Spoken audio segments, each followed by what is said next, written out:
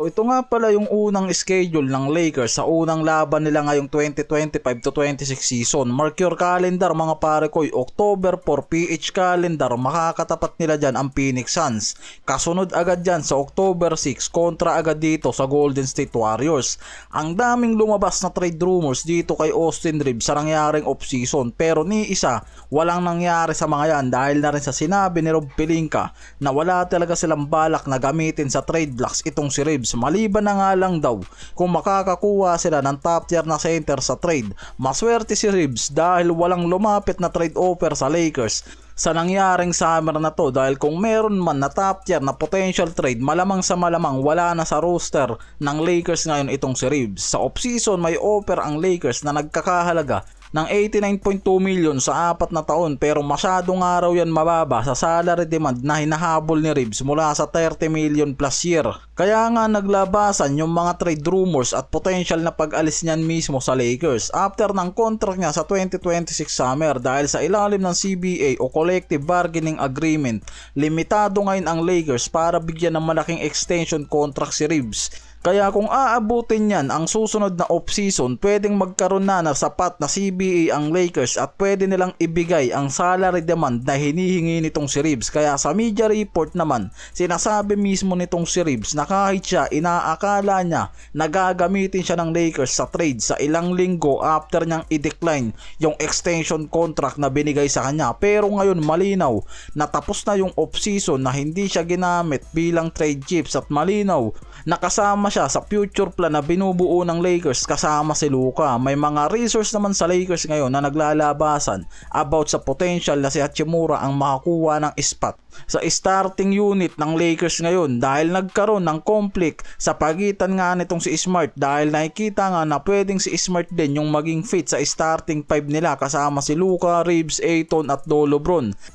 Sa mga media outlet kasi ngayon nagsasabi na pwede nang magdesisyon ang front office ng Lakers, at sa ngayon mas mataas yung projection na pwedeng pumabor kay Hachimura ang fifth starter role dahil sa adaptability at history na nito at team chemistry kila Luka at Lebron. Pero may mga ibang boys media rin na nagsasabing si Smart ang pwedeng piliin dahil sa defensive skill, lalo na kung gusto ng Lakers o ni JJ Redick na mas palakasin ang perimeter depth nila sa starting unit, tulad sa sinasabi rin mismo ng mga NBA scout na mas magandang araw na ilagay si Smart sa starting unit kumpara nga dito kay Hachimura dahil nga sa defensive presence ni Smart.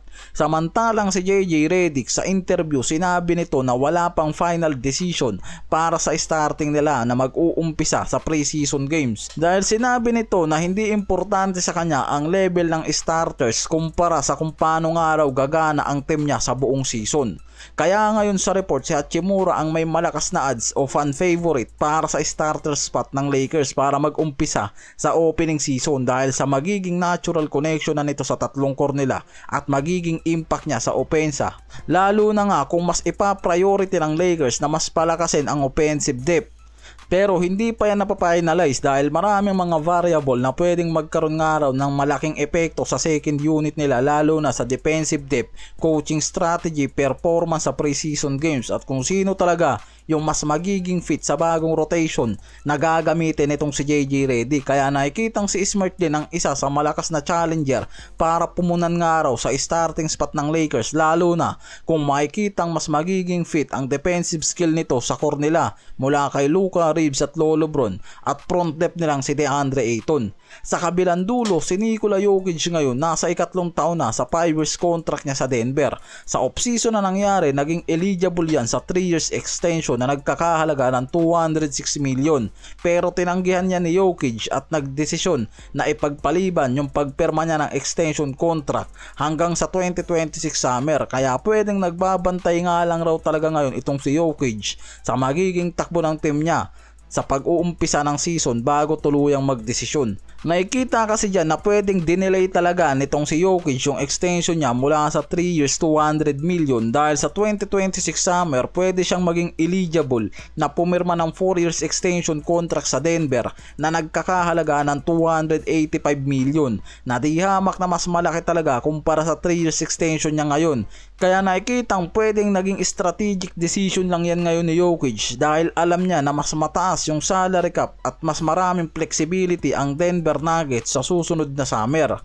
Kaya sa media day ng Nuggets, sinabi mismo ni Jokic na ang plano niya mag-stay talaga sa Denver Nuggets sa buong karir niya na. Dinagdag pa niya na yung contract extension niya, bahagi lang daw talaga yun ng normal na proseso na nangyayari sa NBA. Ito nga raw yung reward bilang part ng paglalaro niya sa teams. Kaya tinanong siya kung bakit hindi niya agad pinirmahan yung extension niya. Sinabi niya dyan yung aspect ng salary contract yung dahilan mismo. Dahil nga nakikita niya na mas malaki talaga yung matatanggap niyang extension sa susunod na summer pag tumaas yung salary cap ng Denver. Kaya nakahinga ngayon ng maluwag yung front office sa magiging future sa kanila nitong si Jokic.